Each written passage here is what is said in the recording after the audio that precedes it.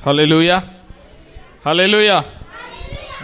जय मसीह की। परमेश्वर का धन्यवाद, परमेश्वर ने आज का दिन हम सबको दिया है। आज जो है परमेश्वर का वचन से हम देखेंगे मसीह में विजय। ठीक है, मसीह ने हमें किन किन क्षेत्रों में, है ना, हमें विजय दी है, उसके बारे में आज हम अध्ययन करेंगे। तो आज का वचन के लिए हम पढ़ेंगे रोमियो अध्याय 8 का 1 से 4। वरन यदि कोई मसीह में है या मसीह यीशु में है, उन पर दंड की आज्ञा नहीं है। हालेलुया। कितने लोग विश्वास करते हैं आप मसीह में हो? हालेलुया। यदि आप मसीह में हैं तो आप पर दंड की आज्ञा नहीं है। ये बहुत साधारण बात है। इसे कई सारे लोग समझ नहीं पाते हैं, लेकिन समझते हुए भी समझना नहीं चाहते हैं। जैसे ये होता है ना, जो सोने वाला को उठा सकते हो, जो सोने जैसे एक्टिंग कर रहे हैं उसको कभी नहीं उठा सकते। वैसे ही ये वचन को समझने के बाद भी नहीं, पर ऐसा तो हो नहीं सकता। जैसे कि मैं सीधा सीधा बता रहा हूं, परमेश्वर का पुराना नियम में लिखा गया है, जो परमेश्वर के आज्ञाओं को तोड़ता है उसका जीवन में श्राप, ऐसे बहुत सारे चीजें लिखा हुआ है। ठीक है, व्यवस्था के दंड, जो कोई भी गुनाह करेगा उसके लिए एक दंड होता है व्यवस्था के अनुसार। अभी कोई है किसी को मारा तो उसको क्या किया जाएगा? मारा जाएगा। किसके अनुसार? व्यवस्था के अनुसार। तो व्यवस्था में बहुत श्राप भी है, आशीष भी है। लेकिन यहां लिखा गया है यदि कोई मसीह यीशु में है, उस पर क्या नहीं है? दंड की आज्ञा नहीं है। मतलब जो पुराना नियम में जितना भी दंड दिया गया था, जो मसीह आने से पहले जितना भी व्यवस्था के दंड दिखा गया है, या एक और वचन पढ़िए, आपको समझ में आ जाएगा। रोमियो अध्याय 6 का 23। हाँ, क्योंकि पाप का मजदूरी तो मृत्यु है, हाँ, परंतु परमेश्वर का वरदान हमारे प्रभु यीशु मसीह में आनंद जीवन है। हालेलुया। पाप का मजदूरी क्या है? मृत्यु है। इस दुनिया में कोई है बिना पाप करने वाला? नहीं है, सब पापी है। एक और वचन पढ़िए, रोमियो 3 का 23। सब ने पाप किया है और परमेश्वर का महिमा से रहित है। मतलब इस दुनिया में सबने पाप किया और परमेश्वर से महिमा से रहित, मतलब परमेश्वर तक पहुंचने का किसी को भी योग्यता नहीं था। आके सामने जाके खड़े हो सके, मैंने ये काम किया है, मैं पाप नहीं किया, मैं आपके सामने खड़ा हो सकता हूं। किसी का भी हिम्मत नहीं है कि वो मैं अच्छा हूं परमेश्वर के सामने खड़े होने के लिए। वचन कहती है सबने पाप किया है। और हमने 6 का 23 में क्या पढ़ा? पाप का मजदूरी क्या है? मृत्यु है। तो ये परमेश्वर का आज्ञा कहते हैं, किसी ने भी पाप किया हो उसे मरना होगा। लेकिन रोमियो 8 का 1 में क्या बताती है? यदि कोई मसीह में है, यदि कोई मसीह यीशु में है, उन पर दंड की आज्ञा नहीं है। हालेलुया। वो मृत्यु से बचकर जीवन में प्रवेश कर चुका है। आगे का वचन पढ़िए, 8 का 2, रोमियो 8 का 2। ठीक है, इन्होंने क्या किया? प्रभु यीशु मसीह ने, जो व्यवस्था बहुत साल से है, कहीं साल से व्यवस्था है, लेकिन व्यवस्था को मानकर कोई भी परमेश्वर को प्रसन्न नहीं कर पाता था। आप किसी से भी ले लो, जब व्यवस्था मिली है, मूसा के समय में परमेश्वर ने व्यवस्था दी, उसके बाद जब तक यीशु मसीह नहीं आए हैं, कोई भी व्यक्ति व्यवस्था को पूरा नहीं कर पाया। 9 पालन कर दिया, 10वीं को तोड़ दिया, या किसी ने 8 पालन कर दिया, 2 तोड़ दिया। तो व्यवस्था को जो तोड़ता है उनको क्या करना है? मरना है। क्योंकि वो व्यवस्था को तोड़ना क्या है? पाप है। जो परमेश्वर के आज्ञा को तोड़ना पाप है। जो पाप करता है उनको मरना है। लेकिन जब तक व्यवस्था को पूरा करते करते करते सब थक चुके हैं, हर साल हर बार वो मंदिर में आते हैं, क्या लेके आते हैं? बलि चढ़ाने के लिए कुछ ना कुछ लेके आते हैं। क्योंकि उनको पता है बलि के बिना तो मंदिर में जा नहीं सकते हैं, क्योंकि हमने पाप किया है, क्योंकि इतना व्यवस्था है, तो मनुष्य ने कभी पूरा नहीं कर पाया। लेकिन जब व्यवस्था असमर्थ हो गई है मनुष्य को अच्छा बनाने में या धर्मी बनाने में, व्यवस्था किस लिए बनाई गई थी? सबको अच्छा बनाने के लिए। लेकिन जैसे कि हमारे देश में कानून है, कानून किस लिए बनाया गया? गलतियां ना हो, लोग शांति का वातावरण से रहें। लेकिन जितना भी कानून बनाया गया है उससे आगे कानून को तोड़ के लोग निकल जाते हैं। तो अभी में कुछ दिन पहले मैंने एक घटना देखी थी। एक लड़का है बहुत बड़ा, शायद 1 करोड़ की गाड़ी चला के गया है, शायद 16 या 17 साल की, लेकिन चला के गया 1 करोड़ की गाड़ी, और एक औरत को खींच खींच के ले गया, टोक के खींच के ले गए 4-5 किलोमीटर तक, वो औरत मर गई। जब केस हुआ है, ठीक है, तो जिसने भी किसी को एक्सीडेंट किया उसके अनुसार उसे जेल में रहना है कुछ साल तक। लेकिन एक कमी ये हो गई थी कानून में, ये व्यक्ति 18 साल से नीचे था। तो सरकार ने क्या दंड दी थी? हाँ, सुधार घर में भेजो, या और बोले कि मैं अभी से गाड़ी ऐसे नहीं चलाऊंगा करके एक लिखना था, प्रबंध लिखना था, ऐसे प्रबंध लिखना था, उसे लिख के उसे छोड़ दिया। तो इससे क्या होता? अगले बार जो 16 साल का लड़का गाड़ी स्टार्ट करेगा क्या सोचेगा? मैं किसी को टोक दूंगा, मुझे क्या लिखना पड़ेगा? एक प्रबंध लिखूंगा, मैं छूट जाऊंगा ना। मतलब व्यवस्था आप कितना भी बना लो, मनुष्य क्या कर लेते हैं, कुछ ना कुछ जुगाड़ निकाल के एस्केप हो जाते हैं। तो व्यवस्था कई साल से चलते आई है, अरे ये करने से ये होगा, ये करने से ये होगा, फिर भी बंदा पाप कर ही रहे थे। तब यीशु मसीह आए। तो यहां लिखा गया है कि पढ़िए 4:8 का 3 पढ़ लो, 3 8 का 3, क्योंकि जो काम जो काम व्यवस्था शरीर के कारण दुर्बल होकर ना कर सकी, मतलब व्यवस्था को जिस काम के लिए भेजा गया है, जिस काम के लिए व्यवस्था दिया गया है, उस काम को व्यवस्था पूरा नहीं कर पाई, है ना। अब कोलकाता में एक केस आपने देखा है, जो डॉक्टर जान बचाने के लिए रात को पूरा रात रुकी हुई थी, उसका जान ले लिया है। मतलब इस दुनिया में लोग क्या करते हैं? कानून है, लेकिन अभी बता रहे हैं उस टाइम में क्या हुआ। पहले तो ये बोल रहे थे सुसाइड है, फिर रेप है, फिर उसके बाद कुछ कुछ करके अभी क्या किया जा रहा है, कानून से वो बंदा कैसे बचेगा उसकी प्लानिंग चल रही है। अभी तक इंसाफ नहीं मिली है। लड़की का शरीर को तो ऑलरेडी तुरंत क्या कर दिया, जला दिए, लेकिन आज तक इंसाफ नहीं मिली है। क्यों?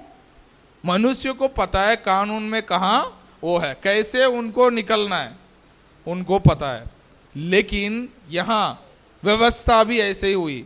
व्यवस्था दी गई थी मनुष्य को सुधारने के लिए, मनुष्य को परमेश्वर के पास लेके आने के लिए, लेकिन मनुष्य परमेश्वर से पाप करते करते और दूर होता गया। तब परमेश्वर ने क्या किया?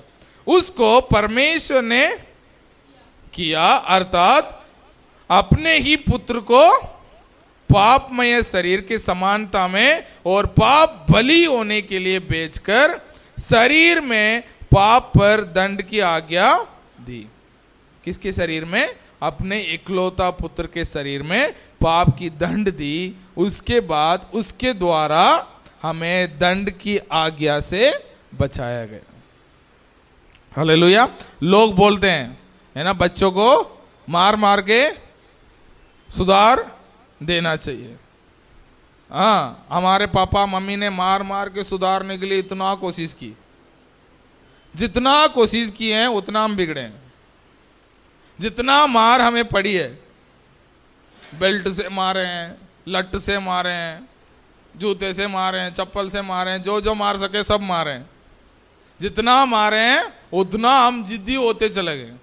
तो कानून में भी व्यवस्था के अनुसार जितना दंड लिखा गया, मूसा ने बोला हाँ ये करोगे तो ये, वो करोगे तो वो, उतना वो आगे करते गए। लेकिन जब परमेश्वर ने सोचा इससे नहीं हो सकता, तब परमेश्वर ने अपना इकलौता का पुत्र को भेजा।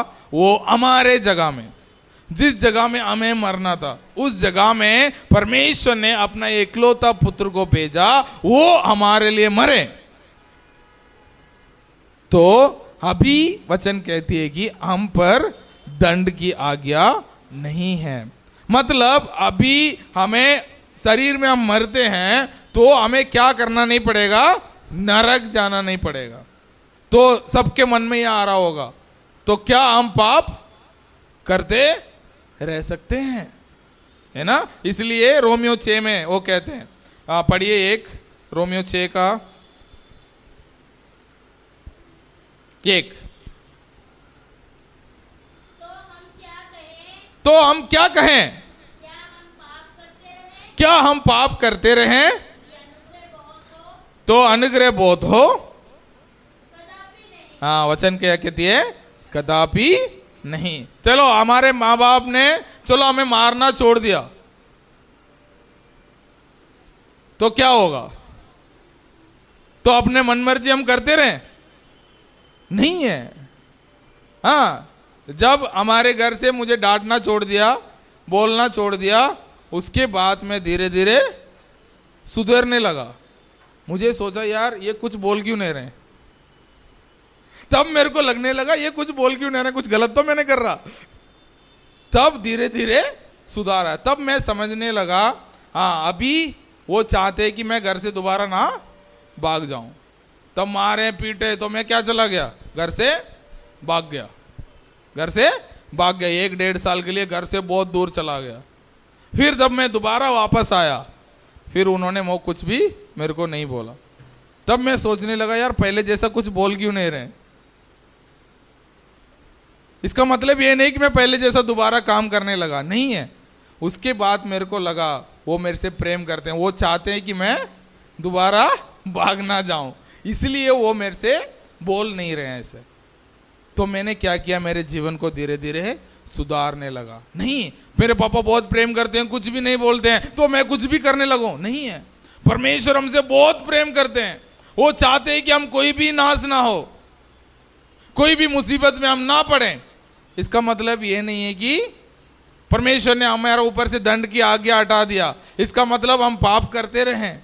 वचन कहती है कदापि नहीं, ऐसा नहीं करना। हमें क्या करना, जब तक हम परमेश्वर का प्रेम को नहीं समझेंगे हम इसको उल्टा लेंगे। बहुत सारे लोग इस दुनिया में मसीह लोग हैं, उल्टा ले लेते हैं। अरे हम पर कोई दंड की आज्ञा नहीं है, हम पर कोई दिक्कत नहीं है, हम जो भी कर रहे हैं करते रहेंगे। नहीं है, ऐसा नहीं है। इसका मतलब वो परमेश्वर का प्रेम को नहीं समझा, केवल वचन को पढ़ लिया बस, लेकिन परमेश्वर का प्रेम को नहीं समझा। तो परमेश्वर ने भी बहुत कोशिश की, व्यवस्था जब उस काम को कर नहीं पाया। आप एक बार पढ़िए उसका आगे का वचन 2। कदापि नहीं, जब हम पाप के लिए मर गए तो हाँ आगे को उसमें कैसे जीवन बिताएं। इसलिए हम जब बपतिस्मा लेते हैं तो उस समय में क्या बोलते हैं, पुराना मनुष्य क्या हो जाता, मर जाता, और जो नया व्यक्ति नया मनुष्य बन जाता। पढ़िए 2 कुरिन्थियों 5:17। यदि कोई मसीह में है तो वो नई सृष्टि है। जिस दिन हमने प्रभु यीशु मसीह को ग्रहण किया हम क्या बन गए, एक नई सृष्टि बन गए। तो पुराने बातें क्या लिखा गया है, हाँ। तो मसीह लोग क्या बोलते हैं, पुराने बातें बीत जाएगी। इसे गलत पढ़ लेते हैं, पुराने बातें बीत जाएगी, ऐसा लिखा है। हाँ, लिखा क्या गया है, पुराने बातें बीत गई, देखो सब नहीं हो गई है। मतलब सब बातें, जिस दिन हम मसीह को ग्रहण करते हैं, हम दंड के आज्ञा से बच जाते हैं, तो पुराना जीवन वहां खत्म है। उसके बाद हमें क्या मिलती है, एक नया जीवन मिलती है। तो हमें क्या करने के लिए, परमेश्वर ने, प्रभु यीशु मसीह ने पाप से हमें विजय दिलाई है। पाप का हमारे ऊपर अभी अधिकार नहीं है। एक और वचन पढ़िए, 8 का, रोमियो 8 का 13 और 14।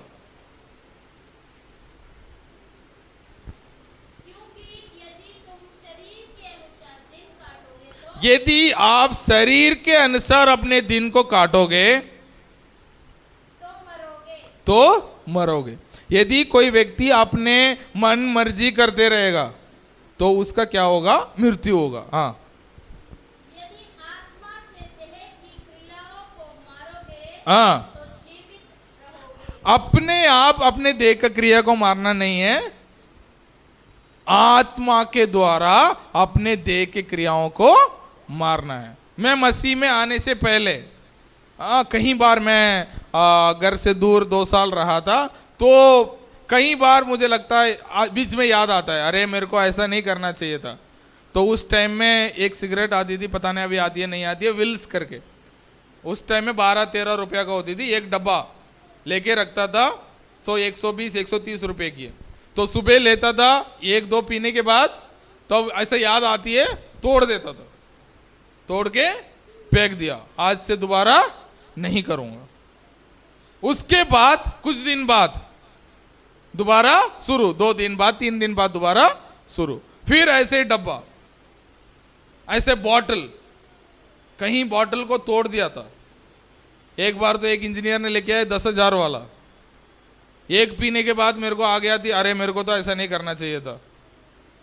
मेरे दोस्त लोग सोच रहे थे आज शाम को तो पार्टी होगी, मैंने 10,000 की बॉटल तोड़ दी। तो दोस्त आके पूछे, भाई क्या हो गया, हाथ, अरे हाथ से गिर गया। अरे यार, हमारे सारा मूड खराब कर दिया। लेकिन मतलब वो निर्णय तो ले लिया। वो तो इस संसार के सब लोग सोचते हैं, आप कोई बीड़ी पाने वाले से पूछ लो, दारू पीने वाले उससे पूछ लो, गुटखा खाने वाले से पूछ लो, आप चाहते हुए पी रहे हो? नहीं भाई साहब, हम तो चाहते नहीं है, हम तो छोड़ना चाहते हैं, हम तो सुधारना चाहते हैं। अपने शरीर को क्यों हम खराब करेंगे? लेकिन क्या है, मजबूरी है, हम छोड़ नहीं पाते हैं, ऐसे वो बोलते हैं। लेकिन वो कोशिश कैसे कर रहे हैं? अपने शरीर से कर रहे हैं।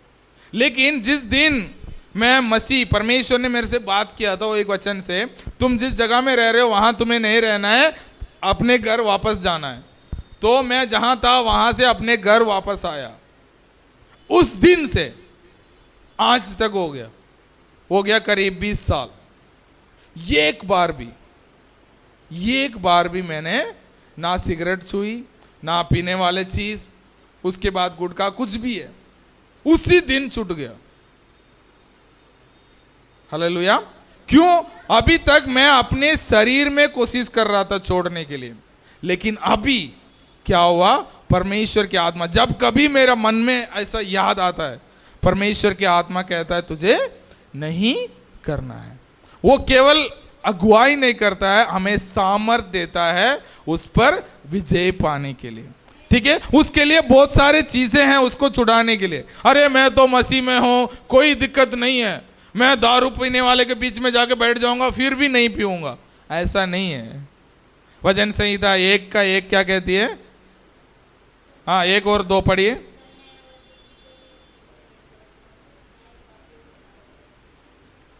हाँ पढ़िए, भजन संहिता 1 का 2 से पढ़िए।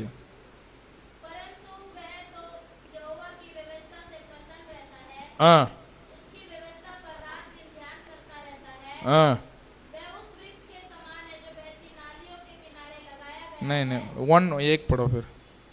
क्या ही धन्य है वह पुरुष जो दुष्टों की युक्ति पर नहीं चलता, हाँ और ना पापियों के मार्ग में खड़ा होता। हाँ, ना वो क्या करता, पापियों के मार्ग में खड़ा नहीं होता। कई मसीह लोग क्या करते हैं, अरे कोई बात नहीं है, अरे हम तो मसीह में हो गए हैं, तो क्या करेंगे, कोई बात नहीं, वो दारू पीने वालों को पीने दो, हम एक साइड में बैठ के बातें करेंगे। हाँ, एक साइड में बैठ के हम बात करेंगे। गुटखा पीने वाले ठीक है, पार्टी चल रही है, कोई बात नहीं है। नहीं है, वहां क्या लिखा है, वो पापियों के मार्ग में खड़ा नहीं होता। उसके बाद वो टट्टा करने वाले के मंडली में बैठता भी नहीं है। ऐसे काम करने वाले जगह में वो बैठता नहीं है, उनमें से धीरे धीरे वो दूर करता, क्योंकि पवित्र आत्मा उनको अगुवाई करती है। भाई तुझे ये नहीं करना है, तो उस जगह से उन्हें क्या करना चाहिए, दूर होना चाहिए। नहीं बोलता है नहीं नहीं मेरा तो कोई बात नहीं, मुझे इस दुनिया में कोई रोक नहीं सकता, मैं किसी के साथ भी बैठूंगा, जब तक मैं चाहूंगा नहीं मैं वो काम नहीं करूंगा। नहीं है, शैतान बहुत चालाक है। शैतान क्या करता है, बहुत चालाक है, वो फंसा देता है। आप नहीं चाहते हुए भी उसमें दोबारा फंस जाते। इसलिए परमेश्वर का वचन क्या कहती है, रोमियो अध्याय 8:13 में क्या कहती है, मतलब 14, 13 और 14। इसलिए लोग परमेश्वर के आत्मा के चलाए चलते हैं, हाँ, वे ही परमेश्वर के पुत्र हैं। हालेलुया। जितने लोग परमेश्वर की आत्मा चलाते हुए चलते हैं वही परमेश्वर का पुत्र है। अपने मुंह से बोलने से नहीं है, अरे मैं परमेश्वर का पुत्र हूं, नहीं है। जो परमेश्वर की आत्मा से चलाया हुआ चलते हैं वो परमेश्वर का पुत्र है। ठीक है, तो क्रूस पर यीशु मसीह ने 2 चीज की है। यीशु मसीह क्रूस पर मरने से लेकर जी उठने तक, जब यीशु मसीह ने क्रूस पर हमारे लिए मरा, उस समय में उन्होंने क्या किया, पाप के सामर्थ को खत्म कर दिया। यीशु मसीह ने क्या किया, पाप का मजदूरी क्या है, मृत्यु है। तो पाप क्या चीज दिखा के हमें डराती है, मृत्यु को। जो कोई पाप करता है उसे मरना होता है, लेकिन यीशु मसीह ने क्या किया, हमारे जगह में उन्होंने मरा और पाप के दंड को खत्म कर दिया। अभी पाप हमारे ऊपर प्रभुता नहीं कर सकती। उसके बाद जब यीशु मसीह ने जी उठा, यीशु मसीह ने क्या उठा, जी उठा, तब मृत्यु को भी उन्होंने क्या कर दिया, हरा दिया। हालेलुया। अभी क्या है, मृत्यु को भी हमारे जीवन में अधिकार नहीं है, पाप को भी हमारे जीवन में अधिकार नहीं है, मृत्यु को भी हमारे जीवन में अधिकार नहीं है। जब प्रभु यीशु मसीह पर विश्वास करते हैं हमें अनंत जीवन मिलती है। उसके बाद हमें पाप पर जय पाने के लिए सामर्थ भी मिलती है। ये 2 चीज आपको याद रखना, आपके अंदर पाप पर विजय पाने की सामर्थ है। ये कैसे पता चलेगी, वचन कहती है सत्य को आप जानोगे, सत्य आपको स्वतंत्र करेगा। ये क्या सत्य है, तुरंत बोल देते यीशु मसीह सत्य है। यीशु मसीह सत्य है, यीशु मसीह को जानोगे आप स्वतंत्र हो जाओगे। लेकिन जैसा एक उदाहरण मैंने कुछ दिन पहले भी बताया, मैं मेरे पापा का बेटा हूं, तो मेरे पापा का सारा संपत्ति किसका है, मेरा है। लेकिन मुझे पता ही नहीं है मेरे पापा के पास कितना संपत्ति है, तो मैं क्या करूंगा, किराए के मकान में ही रहूंगा जब तक मेरा कितना संपत्ति है वो मुझे पता नहीं है। मैं क्या सोचूंगा, पर क्या होगा पता नहीं है, क्योंकि मुझे पता नहीं है कितना है। मुझे पता है, क्या पता है, जितना भी मेरे पापा का है वो मेरा है, वो मुझे पता है। वो पता होने से आप स्वतंत्र नहीं हो सकते। सबको पता है यीशु मसीह को, यीशु मसीह सत्य है, यीशु मसीह हमें स्वतंत्र करता है। लेकिन यीशु मसीह ने कहां कहां से हमें छुटकारा दी है वो नहीं पता। तो आज 3 बात आपको याद रखना है। पहले चीज आपको जानना है, क्या जानना है, यीशु मसीह ने क्या किया है। आप सोचेंगे अरे मनुष्य है पाप तो करेगा ही, मनुष्य है जिंदगी में ऐसे तो रहेगा ही, बीमारी तो आएगा ही, बीमारी तो आएगा ही, ऐसे सोचते रहोगे तो वो आएगा ही, पाप करते ही रहोगे। मैं आपके सामने खड़ा हूं, अभी जुकाम आके भी लगभग 2 साल होने वाला है। हाँ, 4 साल पहले शादी नए नए होते, मम्मी को भी याद होगा, इनको पता है, मैं हर सर्दी में कांसते रहता हूं, प्रचार करते करते कांसता हूं। अभी 2 सर्दी हो गया, हर सर्दी में मैं आइसक्रीम खाता हूं, बोलता हूं कि जुकाम आ सकता है तो आके दिखा।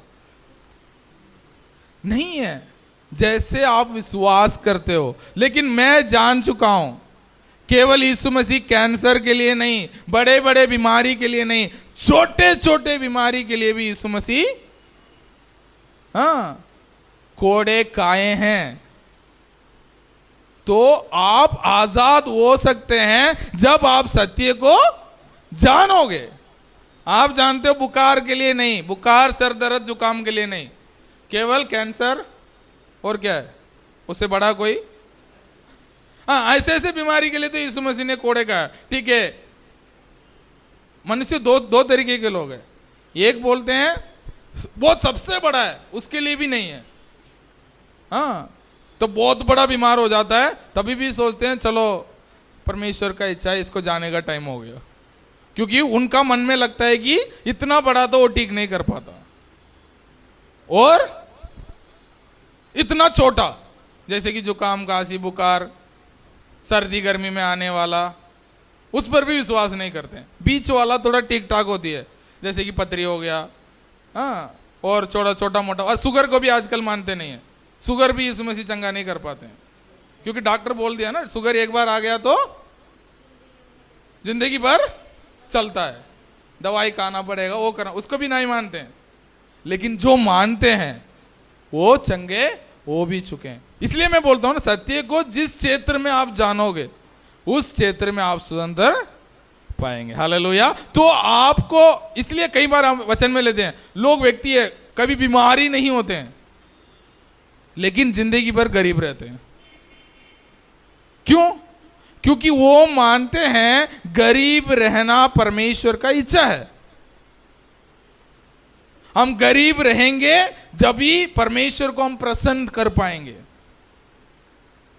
क्या दुनिया के सबसे अमीर व्यक्ति परमेश्वर को प्रसन्न नहीं कर सकता? मैंने बोला था ना, कोलगेट का मालिक अपने कमाई की 90% परमेश्वर के राज्य में देता है। वो 100 रुपया नहीं कमाता है। हर घर में कोलगेट मिलती है, हर घर में कोलगेट मिलती है। वो व्यक्ति अपने कमाई की 100 में से 90% परमेश्वर के राज्य में देता है। तो हमारे जीवन में हर कोई ऐसे होते हैं, तो क्या होता? परमेश्वर के राज्य सुसमाचार अभी पूरे दुनिया में सुना चुका होता यदि हम सब भी ऐसे होते। लेकिन हम क्या सोचते हैं? परमेश्वर गरीब रहने से प्रसन्न होता है ना। कोई भी प्रार्थना करते हो, मैंने सुना, परमेश्वर इतना भी अमीर मत बनाओ मैं आपसे दूर हो जाए, जितना भी गरीब मत बनाओ मैं भीख मांगने लग जाऊं। तो ठीक ठाक दे दो, जिंदगी कट जाए, वो तक ठीक है। ऐसे विश्वास करते हैं उनकी जिंदगी कट जाती है।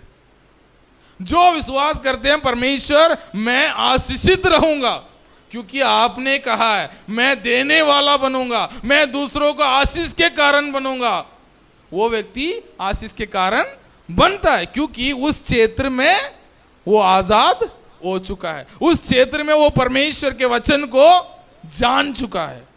तो छुटकारा कैसे मिलेगी? जानने से। तो प्रभु यीशु मसीह ने पाप से हमें छुटकारा दे दिया है। कैसे मिलेगी वो? हमें जानना पड़ेगा। यीशु मसीह हमें सामर्थ दी है, पाप से विजयी पाने की सामर्थ हमें मिल चुकी है। फिर भी ये नहीं बोलना अरे हम तो मनुष्य कमजोर है, हो जाता है, नहीं है। पाप रहित जीवन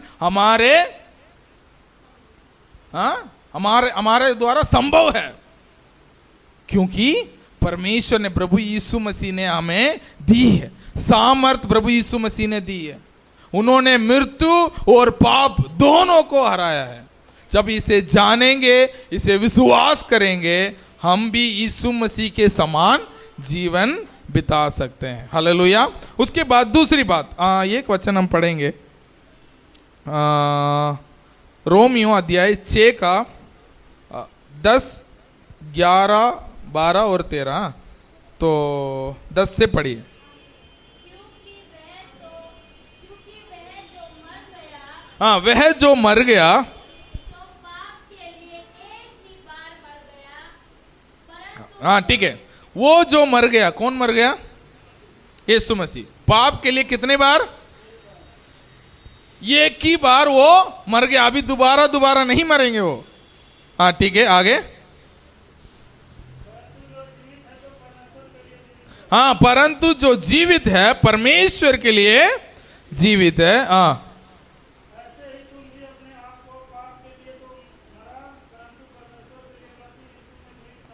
हाँ, क्या समझो? पाप के लिए मरा और परमेश्वर के लिए जीवित समझ लो, जान लो। क्या जान लो? पाप के लिए मर गया, मतलब आपको जानना पड़ेगा, समझना पड़ेगा जो प्रभु यीशु मसीह ने हमारे लिए कर चुके हैं। और आगे अभी दूसरी बात, एक तो जानना, क्या करना पड़ेगा? हमें जानना पड़ेगा प्रभु यीशु मसीह ने हमारे लिए क्रूस पर क्या किया है। पाप से हमें विजय दिलाई है, प्रभु यीशु मसीह ने हमें मृत्यु से विजय दिलाई है। इसे समझना पड़ेगा, उसे जानना पड़ेगा। दूसरी बात,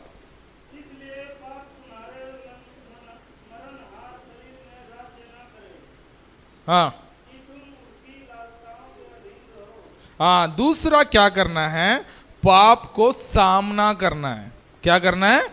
सामना करना है। इसमें क्या लिखा है? पाप को इस मरणहार शरीर में हावी होने ना देना। हालेलुया। उदाहरण मैंने पहले भी दे चुका है। एक भिखारी है, आपके घर में आके बैठ गया, अंदर घुस के बैठ गया, तो उसे क्या करना पड़ेगा? खाना खिलाओ और अपने बेडरूम में जाके सुला दो और आप रोड में सो जाओ। मसीह लोग यही करते हैं। पाप गलती से हो गया, अरे एक बार हो ही गया है, अभी क्या है, चलो करते रहेंगे। हाँ, तो गरीब तो भिखारी तो आ गया घर के अंदर, तो हाँ उसे बेडरूम में सुला दो। घर में आई गए तो आई तो गया है, तो घर पे रहने तो कोई बात नहीं। नहीं यार, वो तो भगा देंगे उसे। हाँ सिस्टर जी अंदर से बोलती है, अरे कैसे अंदर बिठा दिया? हाँ, उसे जाने के लिए बोलो। हाँ, इसमें तो बहुत सावधान रहते हैं ना। बच्चे भी बोलेंगे पीछे से, पापा यही रहेंगे क्या ये? क्योंकि उसका सीट में वो बैठ गया। हाँ, बच्चे को उसमें बैठना है, और बच्चे का जो नमकीन वमकीन आया सब वो खा रहा है। बच्चे बोल रहे हैं, अरे कितना दिन खाएगा हमारा?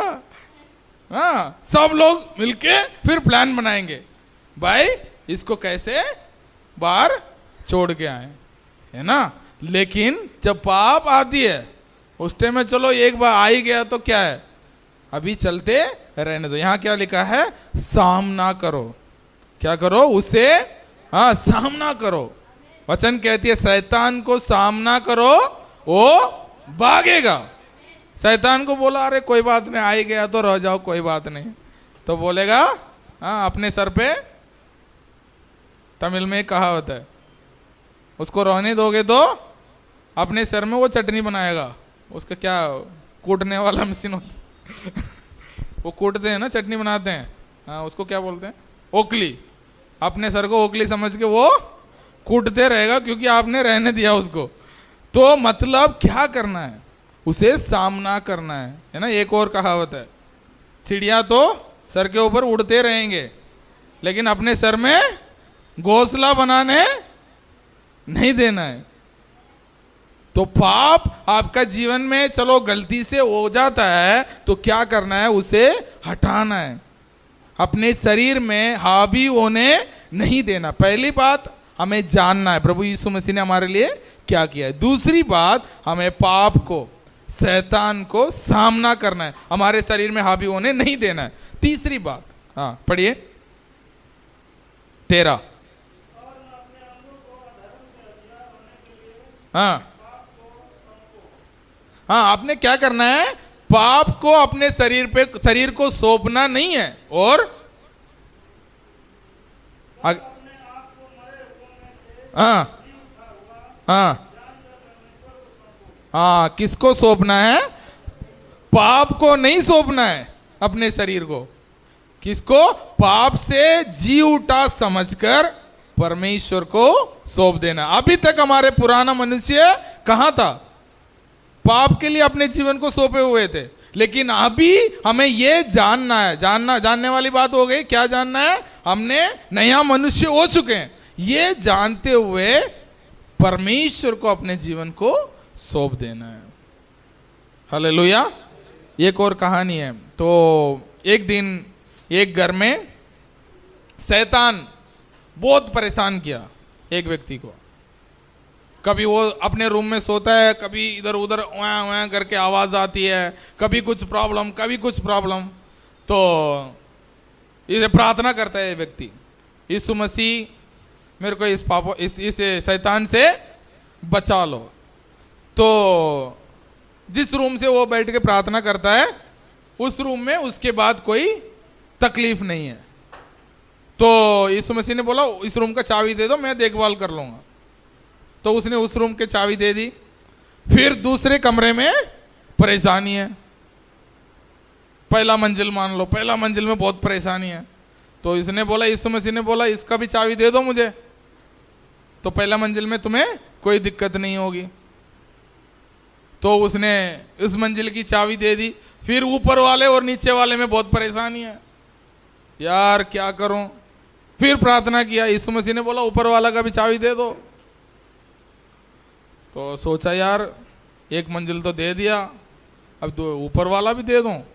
फिर अगले रात और परेशान हुआ, फिर सोचा यार दे देता हूं। फिर नीचे वाले मंजिल में परेशान हो रही है, फिर प्रार्थना किया, यीशु मसीह ने बोला वो भी दे दो, तो मैं उसे भी देखभाल कर लूं। फिर सोचा यार इसे भी दे दूं, फिर उसे भी, तब परेशान झेल नहीं पाए, उसे भी दिया। तब उसको क्या मिली? शैतान से छुटकारा मिली। तो हमारा हृदय, परमेश्वर वचन कहती है कि हमारे हृदय क्या है? परमेश्वर का मंदिर है।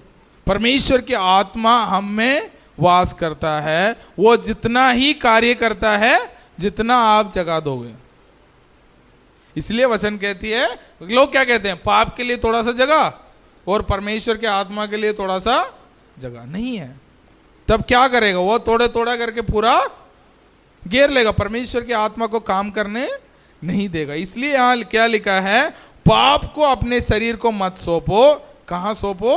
परमेश्वर को सौंप दो। तो आज एक विजय पाप से, यदि आप चाहते हैं मैं पाप से विजयी पाऊं, है ना, जिस क्षेत्र में आप विजयी पाना चाहते हैं, अगले हफ्ते हम बीमारी से और गरीबी से और शैतान के युक्तियों से कैसे विजयी पाएंगे, वो आने वाले हफ्ते में हम सीखेंगे। लेकिन आज सबसे बड़ा दिक्कत क्या है? पाप है। तो पाप से विजयी पाने के लिए हमें पहला क्या करना होगा? जानना होगा। क्या जानना है? यीशु मसीह ने हमें पापों से छुटकारा दे चुके हैं। हालेलुया। हमें मृत्यु से यीशु मसीह ने छुटकारा दे चुके हैं, इसे जानना है पहला। दूसरा, हमें क्या करना चाहिए? शैतान को सामना करना है। क्या करना है? सामना करना है। इसको सामना करो, वो भागेगा। तीसरी बात, हमें क्या करना है? अपने शरीर को, अपने जीवन को परमेश्वर के हाथ में सौंप देना। जब हम अपने जीवन को परमेश्वर के हाथ में सौंप देंगे, परमेश्वर क्या करेंगे? पवित्र आत्मा में अगुवाई करेगी, कैसे चलना है ना। जो व्यक्ति, आपने सुना होगा ना, बपतिस्मा लेने गया, हाथ ऊपर रख दिया, हाँ, पास्टर जी ने बोला पूरा डूब जाओ, उन्होंने बोला नहीं, हाथ ऊपर रहने दो, शरीर डुबा लो, क्योंकि एक व्यक्ति को इस हाथ से कुछ बदला लेना बाकी रह गया है। तो परमेश्वर इस हाथ को पकड़ के आपको जेब में नहीं रखेगा। आप जितना सौंपेंगे उतना ही परमेश्वर की आत्मा आपको अगुवाई करेगा, है ना। तो इसलिए हमें ध्यान रखना होगा, यदि हम अपने जीवन को, इसलिए रोमियो अध्याय 12 का 1 पढ़िए, रोमियो 12 का 1।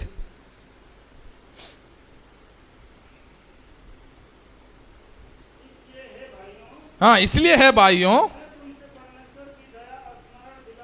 हाँ, विनती करता हूं, अपने शरीरों को, हाँ, जीवित और पवित्र, हाँ, परमेश्वर को भावता हुआ बलिदान करके चढ़ाओ। हाँ, ये ही तुम्हारी आत्मिक सेवा है। क्या करना है? हमारे जीवन को, हमारे शरीर को जीवित, लोग क्या कहते हैं, तब बुढ़ापा हो जाएगा, परमेश्वर के सेवा में हम लग जाएंगे। हाँ, अभी तो हम जवान हैं, हाँ, अभी परिवार का देखभाल करेंगे, वो सब करेंगे, तब बुढ़े हो जाएंगे, तब पूरे सेवा में लग जाएंगे। बुढ़े को क्या करना है? हाँ, उसके बाद पूरा जिंदगी काटने के बाद नहीं है। परमेश्वर कहते हैं जीवित, तब तो आधा मर गए हैं। हाँ, परमेश्वर को कब समर्पित करना है? तब जीवित है, पूरा ऊर्जा है हमारे शरीर में, तब परमेश्वर को अपने जीवन को सौंपना है। जवान में दारू पी लिया, वो अलाना पुलाना सब कर लिया, फिर तब हॉस्पिटल में है, बुढ़ा होने के बाद हॉस्पिटल में तो जाना पड़ेगा। किडनी काम नहीं कर रही है, वो काम नहीं कर रहे, ये काम नहीं कर रहे, तब परमेश्वर से प्रार्थना करना, परमेश्वर मेरा किडनी को ठीक कर दो। तब परमेश्वर का जब किडनी ठीक थी, तब क्या किए? तब सारा उल्टा सीधा काम, पाप को अपने जीवन में हावी होने दे दिया, पाप कैसा अगुवाई करता था वैसे चलते रहा। लेकिन तब बुढ़े होने के बाद, तब आरा शरीर मर गया, तब जाके हाँ, अभी मेरा जीवन परमेश्वर का है, परमेश्वर अभी आप संभाल लो। फिर भी कहीं लोगों को परमेश्वर अनुग्रह करके संभालते हैं, बचाते हैं, लेकिन वो उसका फायदा नहीं उठाना है ना, वचन में लिखा गया है ना। तो क्या परमेश्वर के अनुग्रह हमारे जीवन पे है तो ऐसा करते रहें? परमेश्वर का वचन कहते नहीं है। हमें क्या करना है? अपने शरीर को जीवित और पवित्र और परमेश्वर के बाहुता बलिदान करके चढ़ाओ। और दो पढ़िए, रोमियो 12। और इस संसार के सदृश ना बनो, हाँ, तुम्हारे मन की नहे हो जाने से तुम्हारे चाल चलन भी बदलता जाए, हाँ, जिससे तुम परमेश्वर की बलि और भावती और सिद्ध इच्छा अनुभव से मालूम करते रहोगे। हालेलुया। तो इस संसार में जैसे लोग करते हैं वैसे नहीं करना है। हमें क्या करना? हमारे शरीर को परमेश्वर के हाथ में सौंप देना। उसके बाद परमेश्वर की आत्मा हमें जैसा अगुवाई करता है वैसे हमें क्या करना चाहिए? चलना चाहिए। तो 3 बात आप याद रखिए। हमें क्या करना है? प्रभु यीशु मसीह ने हमारे लिए क्या किया है उसे याद रखना है। उसके बाद दूसरा, पाप को और शैतान को सामना करना है। तीसरा क्या करना है? हमें हमारे जीवन को परमेश्वर के हाथ में सौंप देना है। पवित्र आत्मा के चलाए हुए चलने के लिए हमारे जीवन को, हमारे शरीर को सौंप देंगे तो हम एक पाप पर विजयी होकर एक विजयी जीवन को हम जी सकते हैं। हालेलुया। हमारे ऊपर पाप के दंड की आज्ञा नहीं है, क्योंकि प्रभु यीशु मसीह हमारे लिए मर चुके हैं। प्रभु यीशु मसीह हमारे ऊपर मृत्यु का भी दंड नहीं है, क्योंकि प्रभु यीशु मसीह मृत्यु को हराकर जी उठे हैं। हालेलुया। हम सब लोग खड़े होंगे ये गीत गाते हुए परमेश्वर